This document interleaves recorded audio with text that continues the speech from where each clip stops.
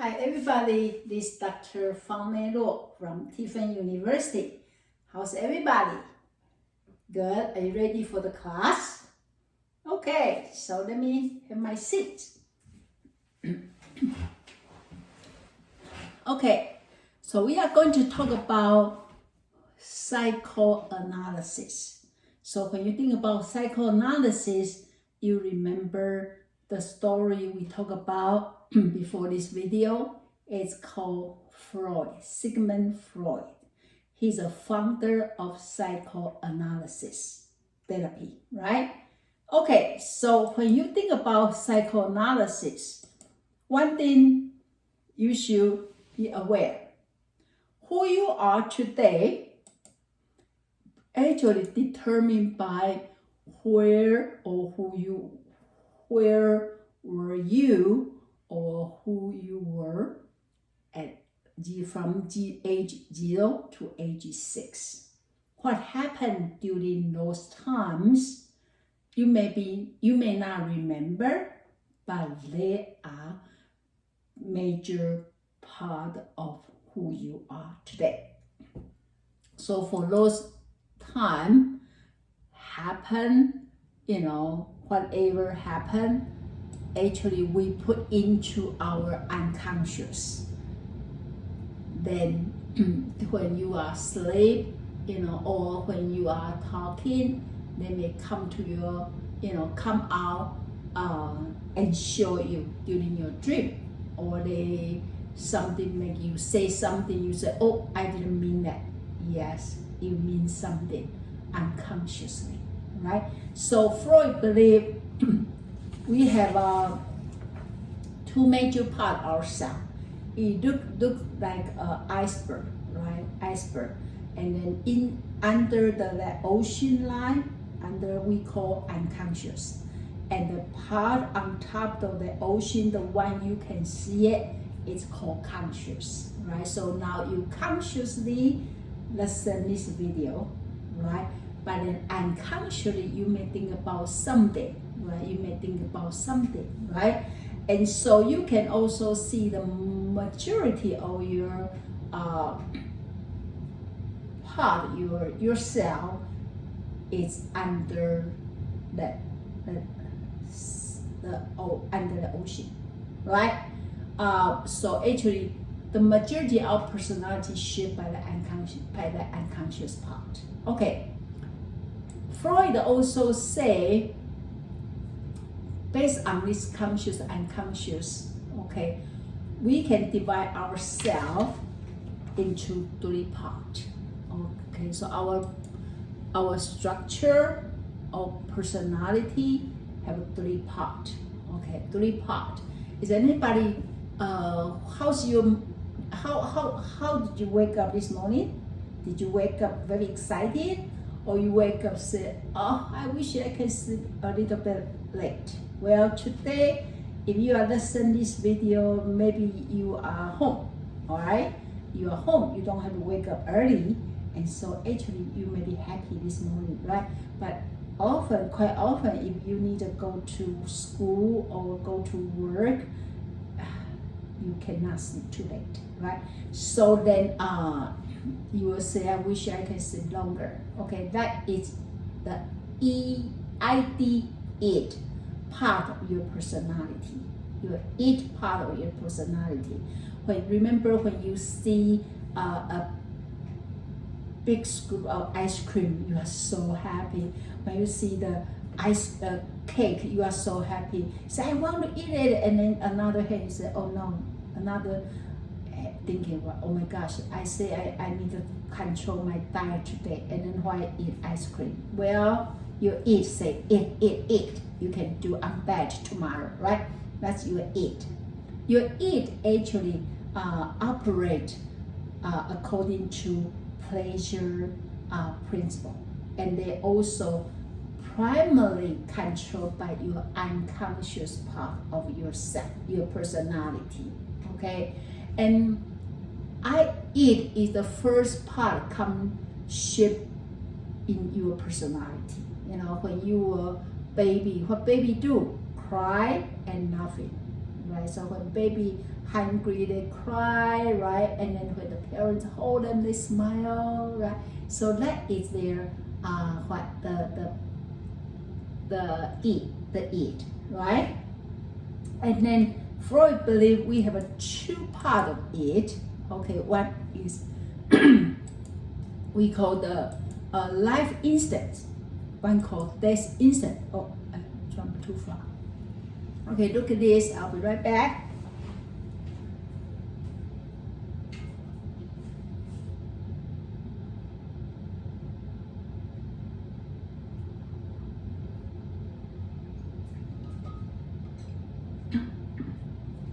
Okay, so everybody remember in his life story when he developed this death instinct. Remember during the World War II or World War I, right? When his three sons was enlisted into have to serve into the army, right? And he also started to hear people so aggressive. The country and country fight with each other, right?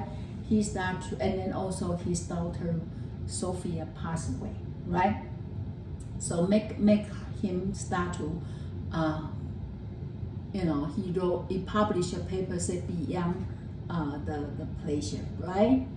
So then he started to find the human being not only have a life instinct, human being also have a life death instinct. Okay, so this together is it. Okay, so then what happened when the baby they start to grow a little bit more, right? They start able to crawl, they start able to touch the stuff. What the parents say, don't do it, stop. You are big boy, you are big girl, right? That you must become we call super ego. So the kids get all these ideas and then put together become their super ego. Okay, so then compare yourself with other people.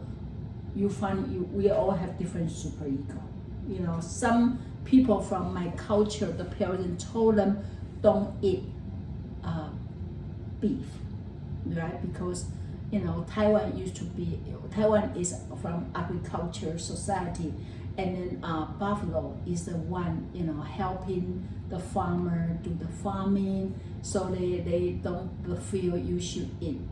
Even buffalo different from beef, but they still feel they are the same kind, so you should not eat your fat, right? So people from Taiwan quite often when you want to treat them steak, they say no, right? And that because that's in their super ego, right? So super ego is the one, they are more like moral and conscious, okay?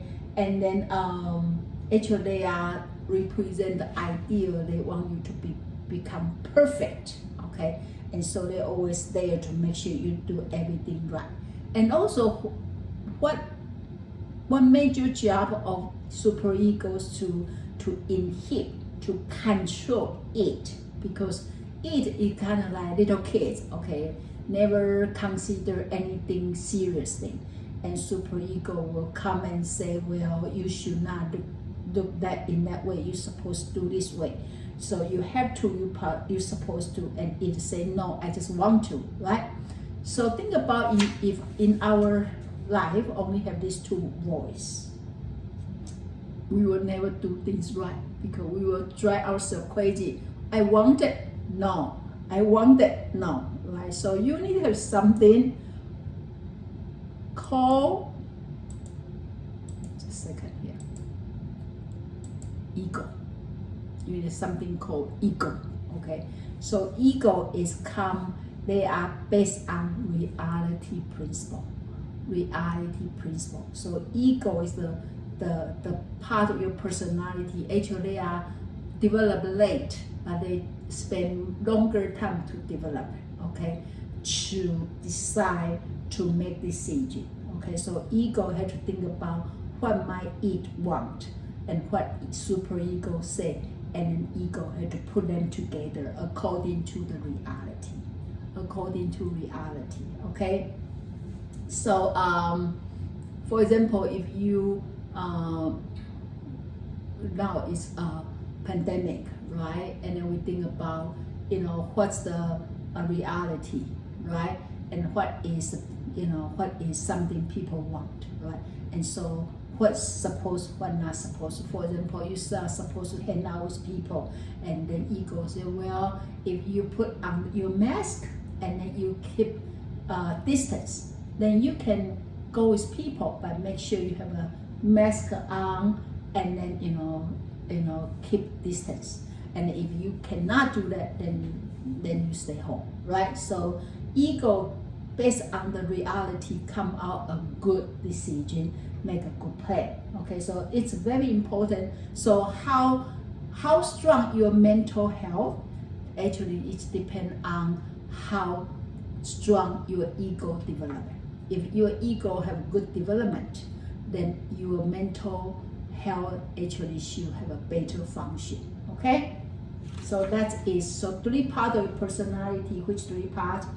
It, right? And then superego, and then ego. That makes sense? Okay. Now, so we already talked about conscious and unconscious. So how do you know which part is which? Well, now you are listening to the video, right? And then you are consciously try to understand what Dr. Law tried to say, right? So that's your conscious part work, right? But then back your mind kind of say, oh, after this lecture, then I'm going to eat ice cream, or blah, blah, blah, blah, blah. Or when you are during your dream, you have something in your dream, say, how can I have a dream? It's so crazy, right? And that's your unconscious part. So it's something out of your control, and it's come out. Or when you say something with your friend, you come out some idea, and your friend say, oh, what are you talking about? You say, I even don't know what I said is. That's your unconscious part, right? Okay. Also, important part of the psychotherapy idea, you also talk about anxiety, okay? Because remember, the reason we put a lot of stuff into our unconscious, because that is unsippable, or that make you anxious. So then you say, I don't want to think about it. So you put into your unconscious. But then, because those stuff is there, if you don't handle, you don't deal with, they will come back. Okay, so when you start to aware the part, you start to feel anxious. Okay? Anxious also, so the first part talk about, when they come to the surface, your awareness, then you start to aware, oh my, I forget doing that. Okay, it's still there. For example, if a paper due, and you suddenly remember, oh my gosh, it's paper due tomorrow, you start to feel anxious, right? But anxiety is also a good thing. Okay, they help you, motivate you to do something. A lot of you come to study for a degree because you start to aware, I need that degree to advance my career development. Okay, so that the anxiety about future actually motivate you to go to school, right? Or the anxious actually is also show the conflict between it and superego. Okay, so if you don't have any anxiety, you don't feel any anxious, maybe your ego and then your superego, somehow they have good balance. But if they don't have good balance, then you start to feel anxious. Okay, and then also the anxiety also show the sign is maybe something dangerous. So you have to watch out. Okay, so anxiety, actually some good amount of anxiety is so good for our human being. Okay, now they have 3 types of anxiety. Okay, one is called reality anxiety, and actually that's important, right? Because life is not perfect. Okay, always something and they make you have to be a little bit anxious, right? So like right now, we keep saying you have to wear a mask, right? You need to have keep the distance because we worry about coronavirus. And that's the reality anxiety, and so that it make you aware and motivate you to do something, right? Another two kind is neurotic and moral anxiety. Okay, so this is more like you are losing the, like you eat and your superego, they try to fight to gain the power and they are out of balance. Okay, so neurotic, what's that? They say actually your superego or your ego is worried about your eat going to do something out of control, right? And then your moral anxiety is like worry, your unconscious part worry you did something caught by your conscious. For example, you try to do something and you know that's not, should not be allowed, and you hopefully your conscious don't come back to blame yourself. Okay, so actually this also say why when we are dream, always crazy dream. Why? Because that is your unconscious part and your conscious is sleep. So since conscious sleep, who care? Hey, let's do something crazy. And that's, so your moral anxiety is mean you worry about something you do unconsciously will be caught by your conscious. It makes sense? Okay, so three kind of anxiety: reality anxiety, neurotical anxiety, and then what? Moral anxiety. Okay? Now, we just talk about the id and superego. They are so opposite from each other, right? Id is more like what? You know, I want, and superego should say, you should not, right? So if our life only have these two, will drive us really, really crazy, right? So we need the ego to be a peacemaker. But ego can be very tired. Ego can say, you guys stop fighting, right? And sometimes your ego will say, I don't want to handle, it's too hard. Okay, remember when we talk about the conscious and unconscious, actually your ego also have some part of ego under unconscious. Okay, so this part of ego actually can do some help, okay, unconsciously to help it and superego to do some balance. Okay, well, keep in mind, if you do this, we call that defense mechanism. Okay, and defense mechanism is to try to reduce some anxiety. Okay, for the reason caused by the conflict between it and superego. Okay, the unconscious part of the ego. Okay, so if you do this temporarily, once a while, it's okay. But if people do too often, they become mental problem. Okay, mental illness. Okay, so once a while, temporarily, it's okay. For example, the first one, people do that, not the first one, the one of them is repression. Okay, so something, for example, if people get abused, okay, especially sexual abuse when they were young, okay, and so painful, so people tend to repress to the unconscious, okay, to forget about it. Okay, so sometimes they grow up, they say, I don't remember, but then when they have that encounter they get married, they have to have sex with the husband, they suddenly remember the painful experience. Okay, that is called repression. Okay, or something maybe happen in our normal life, normal life. Okay, so for example, somebody you don't really like it invite you, want to date with you, and you don't want to say no, and so instead you say yes, but then actually you don't want to go. So by the time supposed to go to that date, you totally forgot. And later on, the people text you message, you say, where are you? You say, why? Said, I think we have date today. Really? Okay, I totally forgot. Okay, that's called repression.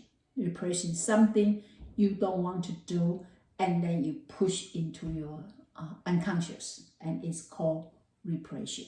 Okay, once a while is okay, but again, don't do too much.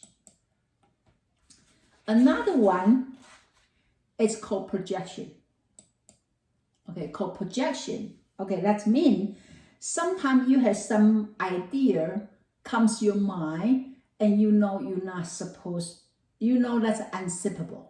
You know that's unsippable. Okay, so then you tell yourself, don't do that.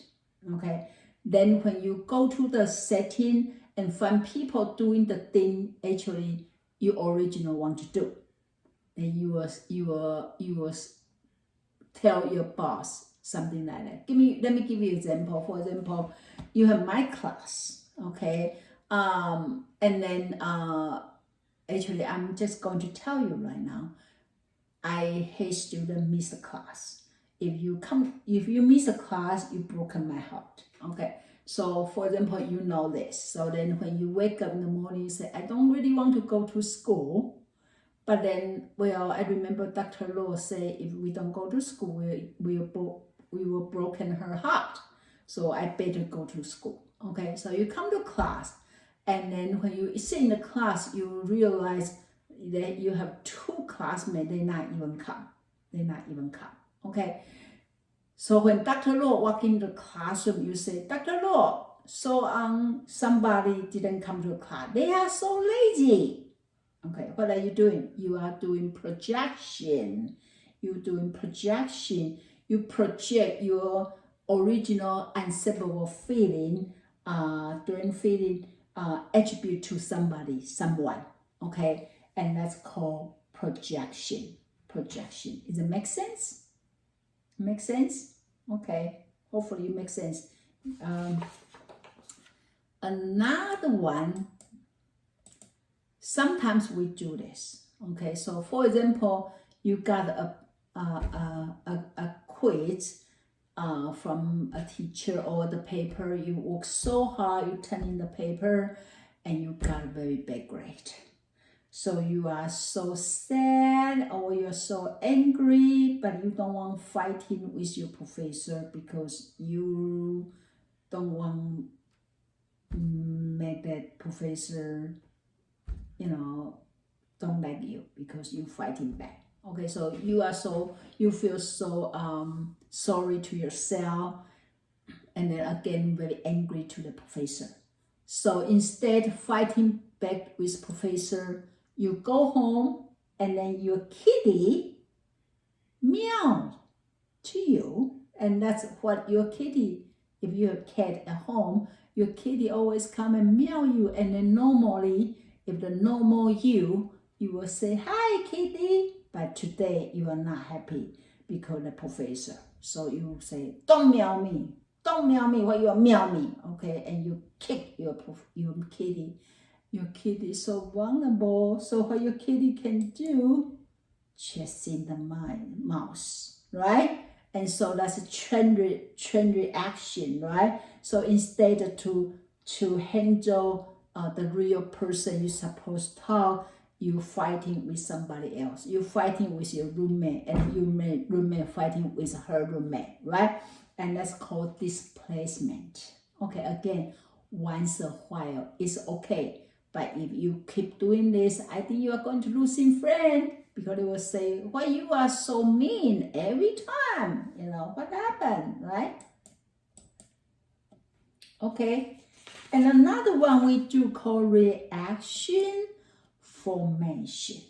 Okay, just think about our previous example. A professor give you bad grade for your paper, and then you are so angry. And so when you go back to the next class, originally you're supposed to be angry with the professor, but instead you are treat the professor very, very nice. Very, very nice. right? And that's called reaction formation. Originally, you're supposed to be angry at the professor. You treat the professor extremely nice. Okay. Use another example. If you already married, you may have this experience, right? When your mother-in-law visits you, sometimes people have those issues with mother-in-law. So instead, not pay attention to your mother-in-law, you treat your mother-in-law extremely nice. It's, oh, I really want you, I really enjoy you visit our house, all this. Why you do that? You try to release your anxiety or guilty feeling for not liking her or for not liking your professor. Okay, and so you use reaction formation to tell them, actually, I don't hate you, I like you, so please give me a good grade. Or that mother-in-law say, I treat you very nice, so please also treat me nice. Okay, so that's called reaction formation. Okay, again, once a while is okay. If you use too much, it's not good. Okay, well, did you see sometimes this happen? You are already, if you already grow up, you're not supposed to cry in front of people. But once a while, something happen, you just feel so vulnerable, so you cry. And we can say that's called regression. Okay, you do something, that's something supposed to react in the early, younger age, not your age. Okay. Also, like these pictures, a boy, sucking the fingers, they suppose if you already like grow up, okay, already teenager, you don't do this, right? This only the little baby do this, right? But sometimes people can do this to release some anxiety.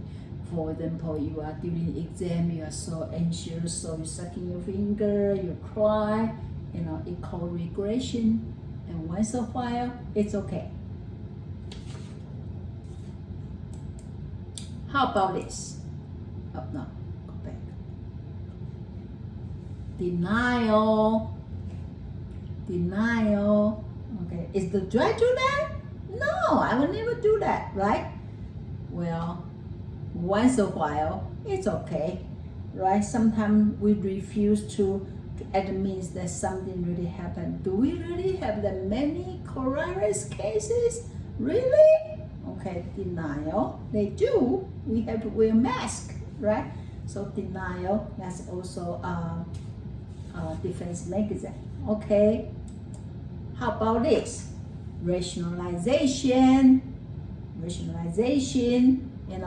For example, you work so hard to try to finish a paper, and then you work whole night and you're still not able to finish. So you tell yourself, well, I do my best. If I don't get good grade, what can I do? I spend all my time and then I use up my time, right? Or like this, the example here in this slide is you are looking for the job but you didn't get it. So your rationalization say, well, I don't like that job anyway. Okay, so this is called rationalization. And if you do that, that make you release some of your anxiety. And once in a while, it's okay. Okay, this couple of them, like sublimation, introjection, identification, and compensation, right? Okay, sublimation, diverting your sexual aggressive energy into other channel. Okay, so for example, like you fall in love with somebody, they already married, right? So then instead to pursue that love, you write a love story. Okay, introjection, you want to fight with other people, but instead you come swallow them and then you start to put them to yourself. Or here say you put the standard to other to yourself. Okay, identification. Sometimes we like to identify ourselves with our school, the place you work. Okay, make you feel you're bigger than yourself. Okay, and that's identification. And compensation will be if we have some part is our weak spot, then we will use our strong spot, the good part of ourselves, to compensate the weak part of ourselves. Okay, so that's called compensation. So this is couple. Of course, sometimes actually there are more than this, but I think that's enough for now. So what did you do in the life? Okay, did you use some of this self mechanism to help yourself? Are you still use it? How often you use it? Okay. Well, remember, defense mechanism is the purpose is to reduce the anxiety for the conflict between your id and your superego. Okay, so once a while, it's okay, But if people keep using that, they will hurting their development. Okay, they will hurting their development. Just like your ego, if ego didn't grow, develop stronger, they also hurting people. So ego development is one of the factor influence your self-development. Okay, the defense mechanism also. Okay, people use too much, they will actually interrupt their mental development. Okay, now also an important part of Freud theory is called psychosexual development. Psychosexual development. Okay, so he said we have 5 stages of this development. Okay, from the first year we call oral stage. Okay, the second stage is age 2 to 3 called anal stage. The third stage called phatic stage is age 3 to 5 or 3 to 6. Okay, the fourth stage called latency, and the last stage called genital. Okay, so based on this, that's how we fulfill our, for him, called sexual needs. Okay, you remember some people very dislike this term. Okay, but that's a very big part for Freud theory. Okay, so he said when you somehow it's true. If you observe the people, think about the little baby, what they do. This part is important, right? They suck in milk, breastfeeding. They use this mouth, right? And then quite often the baby, if they cry, you put pacifier in their mouth, they are happy. Okay, so actually that's kind of true. Only thing people don't like is he used the words called sex. Okay, but anyway, beyond that, the idea should be good, right? And then the second stage is called anal stage. So think about what do we do for the age of baby? We do the party training. Right? So that is very important development, is to have them able to control their bowel movement. They do they have to control, able to do that in the toilet rather than just in a diaper, right? And then go to the third stage, right? Third stage is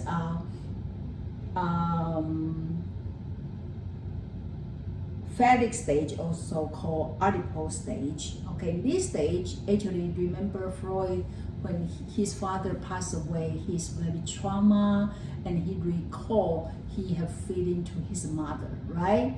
And then he recall he's jealous about his father. Okay, so that is kind of his idea comes out during that time. So he believed in this stage, the boy is more like my mother more, and then the girl like the father more. And then sometimes you heard the little girl say, when I grow up, I want to marry my father, or somebody looks at my father, right? And also if you you look at some picture, family picture, if a couple have a boys and girl, you may find, quite often the mother hold the boy and the father hold the girl, right? So it's kind of true reality happen like this, right? So that's also a good stage for kids to learn how to associate with opposite gender through their opposite gender parents. Then the next stage is from 6 to the before puberty. We call latency. Okay, latency is mean the kids is not care too much about opposite gender. Okay, they like to play with people in their own gender. Okay, that's called latency. I don't see much in this culture, American culture, but in my culture, in my time, it's very obvious. We in the age we don't really talk with boys and girls. So it's interesting right now. Everybody already grow up. So when we have a school reunion, especially for the elementary school classmate, and then when we see the boys, we'll say hi in that time, and they will say hey you guys in that time. It's very interesting. Okay, and then the last stage is called genital. Okay, genital stage will be, let me put out these words. Okay, so in that time, after teenagers, people start to crazy about opposite gender, and that's called genital stage. Okay, now if you all development good, it's important to have a well development. Okay, however, if kids not develop or get some because obstacle, they will have some kind of issue. Okay, so like for example, if the oral stage did not fulfill, satisfy, when they grow up, they like to use their mouth more. So people smoke, okay, or people chewing the pencil, people chewing gum, that is, they say because their oral stage did not satisfy. That's why all their life later they keep using the mouth. And maybe Freud, one of the reasons, keep smoke cigar, right? Maybe the oral stage did not fulfill based on himself. He didn't say that, but there can be a reason, right? How about anal stage?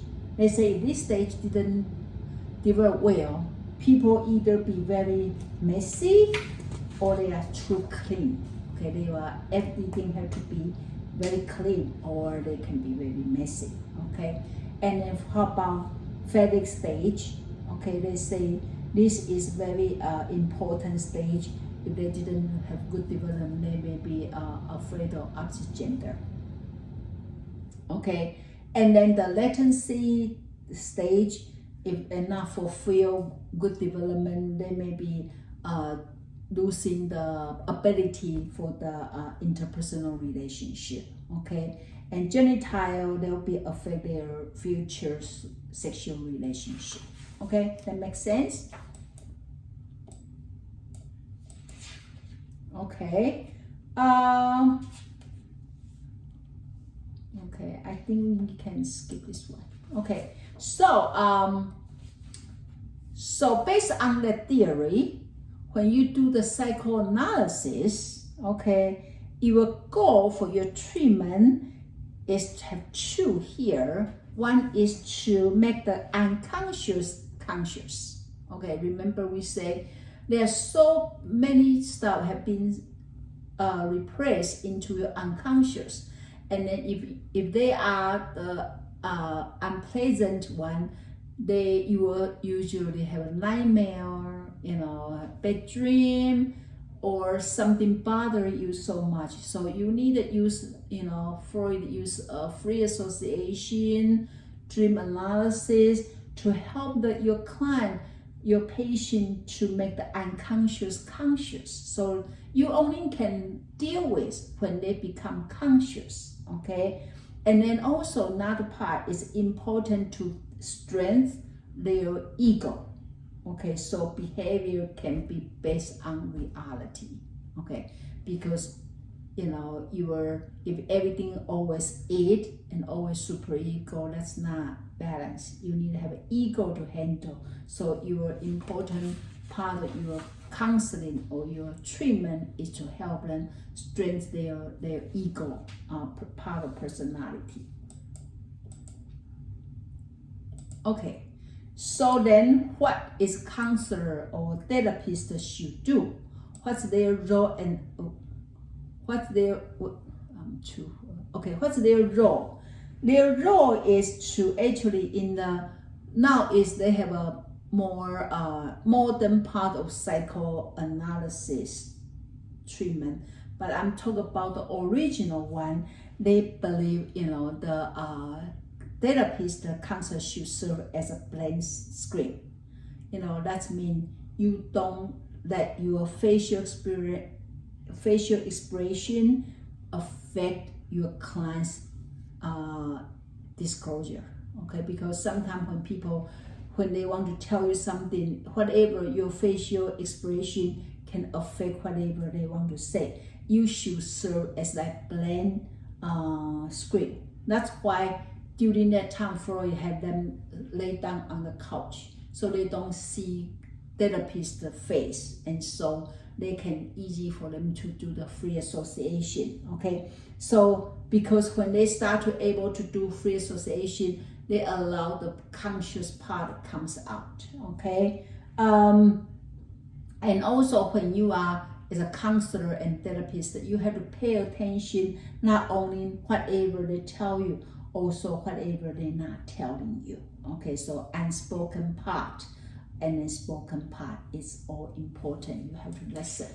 Okay, and also it's important part of, let me see here, it's about free association. Okay, remember free association come from a hypnosis. Okay, he give a hypnosis, and then he just used he create an idea called free association. So free association, pretty much you have your client lay down in the couch. If you don't lay on the couch, just have them sit, relax, and then say, tell me everything comes to your mind. Free association, and then hopefully do that. Then you can start to help them to aware some part of their unconscious that comes out. Okay, and this is very important. He said this is the door. Okay, you can use this free association, open the door for unconscious wishes. Okay, fantasy, conflict, and motivations. Okay, and it's important. So you have them you serve as a blank screen, have them do the free association, and then the main purpose, remember, the goal is to make unconscious conscious, right? Okay, and also it's important to do interpretation. So the part here, so say when they tell you about the dream. Okay, dream have two kinds. One is latent content, one is manifest content. Okay, so you have to help them to process the latent part. They have to go to the manifest. Okay, so sometime maybe in the beginning they will come out a little bit the top part of their unconscious. Okay, and then the deeper part, that part of maybe something they are more afraid to face it, they maybe take a little bit more treatment time for them to come out. But when they come and tell you the dream, you cannot just listen. You have to start to give them interpretation. Okay, so for example, if somebody say, I dream I swimming to try to reach to my father, but then I stop in the middle of swimming. Why are you afraid of too close to your father? Right? So you give the interpretation. Okay, and that's your job. Okay, and also sometimes they may tell you, I don't remember everything. I don't remember everything. And they can be called resistance, okay? Because they refuse to remember. They refuse to recall because it's too painful to recall. So they maybe tell you they don't remember, okay? And so even this, you have to give the interpretation. You say, are you afraid of to recall this part of memory? It's too painful, right? So you give them the interpretation about what happened for the resistance, okay? And we're almost done.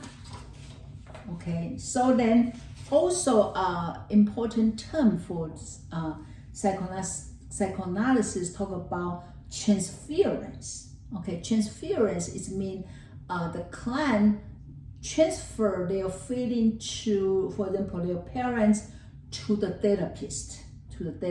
So they may be suddenly angry at a therapist. Okay, say, how can you treat me like this? Well, then therapist or counselor can use this chance to say, is this how you react to your parents? Okay, so use the chance to see is something you may never have other way to know, okay? But through transference, you see that something comes out unconsciously, okay? And so you can also do the interpretation, okay? So, of course, it's, if you want to say the whole theory is more than this, but I think this is good enough for our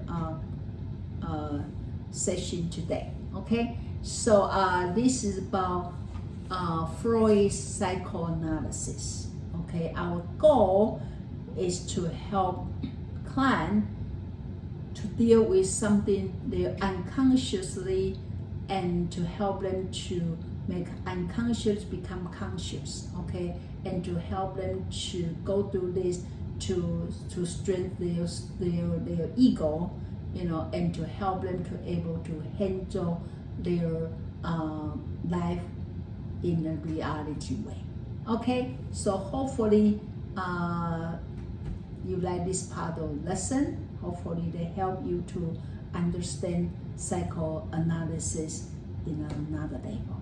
Okay, so if you are interested, you can also subscribe my channel, so then when I have a new video comes out, then you will get notice. Okay, so thank you very much for your listening, and I'll see you next time. Bye bye.